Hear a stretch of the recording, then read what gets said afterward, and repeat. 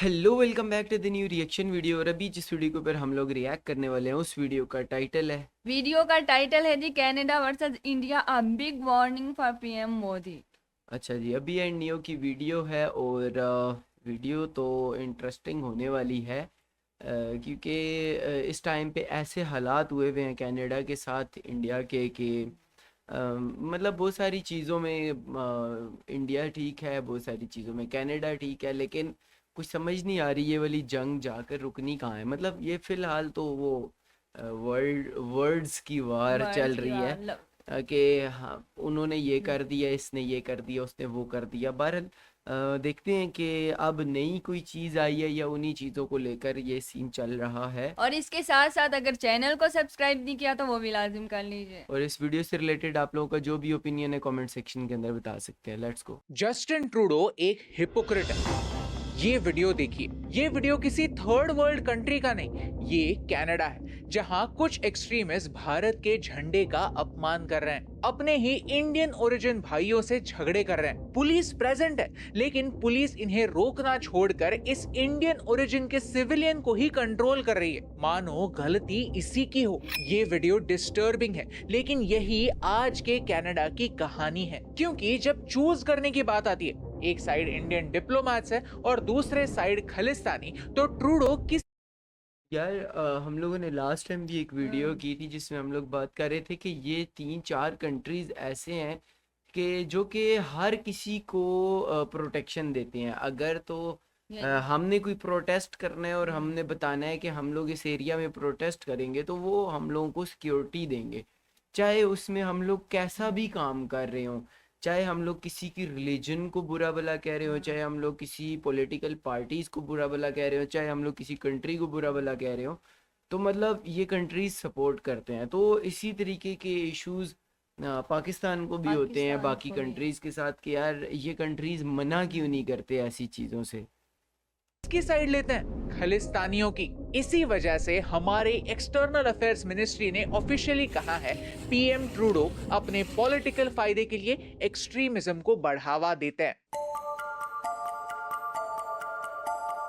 चलिए आज Justin Trudeau की हिपोक्रेसी को एक्सपोज करते हैं, वो भी प्रूफ के साथ। ये है हमारी सीरीज कनाडा इन क्राइसिस, जहां हम भारत और कनाडा के कॉम्प्लेक्स रिश्ते को गहराई से समझने की कोशिश करते हैं। अगर आप चाहते हैं कि हम ऐसे ही जियोपॉलिटिक्स पर वीडियोस लाते रहें तो वो लाइक बटन प्रेस कर दीजिए। इससे हमें पता चलता है कि आपका इंटरेस्ट किन टॉपिक्स में है। He was a Canadian citizen जो AK-47 राइफल्स के साथ पोज करता है, लेकिन कनाडा उसे थ्रेट नहीं मानता। इनफैक्ट पार्लियामेंट में उसके लिए 2 मिनट का साइलेंस रखता है। ये थे तो एक कनेडियन सिटीजन, लेकिन इन पर एक इंटरपोल का नोटिस भी था। अपने लॉ एंड ऑर्डर की रिस्पॉन्सिबिलिटी लेने के बजाय ट्रूडो ने क्या किया? उसकी हत्या के लिए भारत को ब्लेम किया। जस्टिन ये ट्रूडो इसी इज का अ नाम दे हिपोक्रेट, रहे हैं। क्योंकि वो हर प्रॉब्लम के लिए भारत को दोषी ठहराते हैं। कनाडा में इलेक्शंस आ रहे हैं और जस्टिन ट्रूडो बहुत गंदे तरीके से हारने वाले हैं। ऐसा मैं नहीं, कनाडा। अच्छा, ये वैसे मैं एक मेरे जो हमारे इंडियन भाई हैं उनके लिए मेरी तरफ से एक सवाल है। मतलब इसी वीडियो के बीच में मैं एक सवाल करना चाहता हूँ। मैं कहता हूँ कि यार कैसा लगता है कि जब एक काम नहीं किया हुआ हो, आपकी कंट्री, आपका कंट्री उसमें शामिल नहीं है, तो आपका नाम आ रहा है, तो कैसा लगता है? जैसे कि इंडिया का मेन स्ट्रीम मीडिया अगर हम लोग खोल के देखते हैं तो डेली कुछ भी हो रहा है, एक कबूतर जा रहा है, एक गुब्बारा जा रहा है, एक गाड़ी जा रही है, कुछ भी हो रहा है तो उसमें पाकिस्तान का पाकिस्तान नाम का। आ रहा होता है। अगर इंडिया में धुआं ज़्यादा हो गया तो पाकिस्तान का नाम आ रहा होता है, इंडिया में गर्मी ज़्यादा हो रही है तो पाकिस्तान का नाम आ रहा होता है। मतलब ये अगर इस तरीके से सुनते हैं तो कितना बुरा फील होता है। तो हमें भी बुरा लगता है यार, अपने मेन स्ट्रीम मीडिया को मना करो।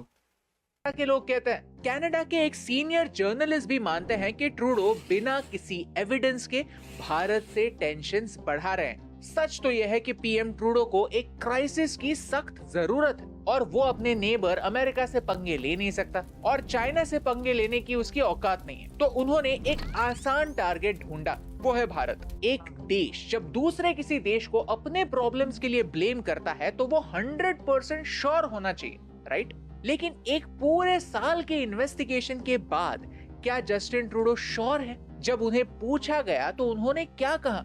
Work behind the scenes to try and get India to cooperate with us. Their asks of us was, well, how much do you know? Give us the evidence you have on this. And our response was, well, it's within your security agencies. You should be looking into how much they know. You should be engaging us. No, tell us what you know. Show us the evidence. And at that point, it was primarily intelligence, not hard evidentiary proof.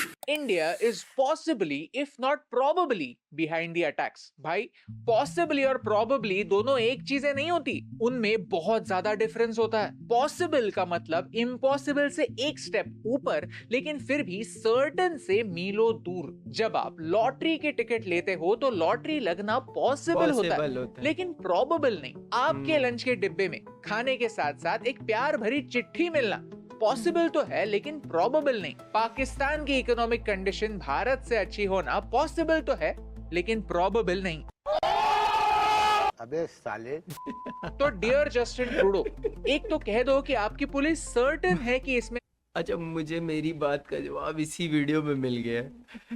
Bharat का हाथ है। Possible और probable के चक्कर में मत पड़ो। होता क्या है कि जिसके पास एविडेंस होता है वो ऐसे शब्द इस्तेमाल नहीं करता, वो 100% सर्टेन होता है। लेकिन कनाडा के पास कोई एविडेंस है ही नहीं, उनके पास है तो बस एलिगेशंस। कनाडा को हर देश की तरह अपने लॉ एंड ऑर्डर की जिम्मेदारी खुद लेनी चाहिए। Justin Trudeau is a hypocrite क्योंकि उन्हें खालिस्तानी प्यारे हैं। इनफैक्ट गुरपतवंत सिंह पन्नू खुद कहते हैं कि वो ट्रूडो को पिछले 3 सालों से इंटेल प्रोवाइड कर रहे हैं। कनाडा खालिस्तानियों के लिए एक सेफ हेवन बन चुका है, ये हमने इस वीडियो में एक्सप्लेन किया। लेकिन एक इंडियन तो इंडिया की ही साइड लेगा। चलिए कनेडियन से सुनते हैं कि वो खालिस्तान के बारे में क्या सोचना है। I don't know who to blame in this whole affair because Canada has been a safe haven for Khalistani separatists for a very long time. Everyone who's advocating for separatism from India but doing it from Canada has absolutely no respect for our sovereignty, and that's inevitable. It's going to happen that India is going to come over and deal with this because what are you going to do? Let them gather and form terrorist squads over here as a safe haven? Canada के लोग भी हरदीप सिंह निज्जर को एक Canadian citizen मानने से शर्माते हैं क्योंकि वो इलीगली कनाडा में आया था और सरेआम बेशर्मों की तरह वायलेंस को प्रमोट करता था। अब ये वीडियो देखिए।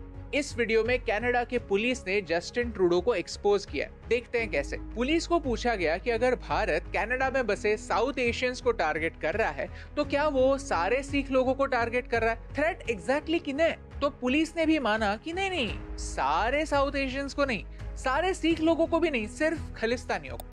What we've seen is there's specific targeting of pro-Khalistan elements in Canada.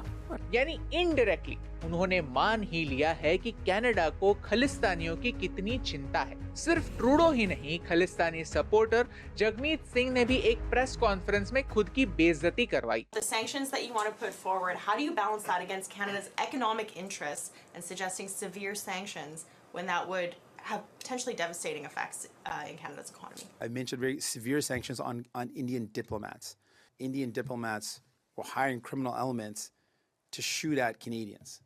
I can't see why we would do anything other than put in place severe sanctions on those diplomats. I'm saying whether or not you have personal threats. What do you make of saying that you're leaving open that assumption? This is the last question. If you want to We're gonna let her. No, He's gone. He's gone.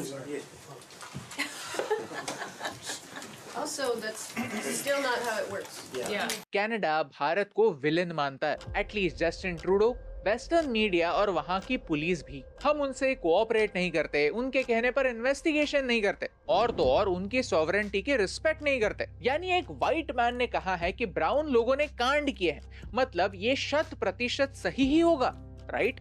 Okay, आगे बढ़ते हैं। Lawrence Bishnoi का इसमें क्या connection है? Canada ने 1 साल के इन्वेस्टिगेशन के बाद कंक्लूड किया कि इस मर्डर के लिए बिश्नोई गैंग रिस्पॉन्सिबल है और तो और भारत की गवर्नमेंट एजेंसीज बिश्नोई गैंग की मदद लेती है। ये कितनी स्टूपिड आर्गुमेंट है, क्योंकि कुछ ही दिनों पहले बिश्नोई गैंग मेंबर्स ने मुंबई में एक पॉलिटिशियन की हत्या की थी। एक ऐसा पॉलिटिशियन जो रूलिंग पार्टी से कनेक्टेड था, उसे फुल स्टेट ऑनर्स के साथ फ्यूनरल भी दिया गया था। यानी कनाडा का लॉजिक कहता है कि बिश्नोई गैंग कभी-कभी इंडियन गवर्नमेंट की बात मानती है और कभी-कभी इंडियन गवर्नमेंट के लोगों को ही मार देती है। ओके, चलो मान भी लिया कि इसमें बिश्नोई गैंग का कोई हाथ हो सकता है, तो 2022 में ही भारत ने कनाडा को वार्न किया था कि बिश्नोई गैंग मेंबर्स कनाडा में एक्टिव हैं। इस बात के सारे प्रूफ्स भी अवेलेबल हैं। तो यहाँ तो कनाडा को भारत को थैंक यू कहना चाहिए कि हमने निज्जर के मर्डर के 1 साल पहले ही उनके नेशनल सिक्योरिटी के लिए चेतावनी दी थी। मजे की बात यह है कि इसके सारे प्रूफ पब्लिक डोमेन में अवेलेबल है, लेकिन ट्रूडो ने इस बात पर कोई एक्शन नहीं ली,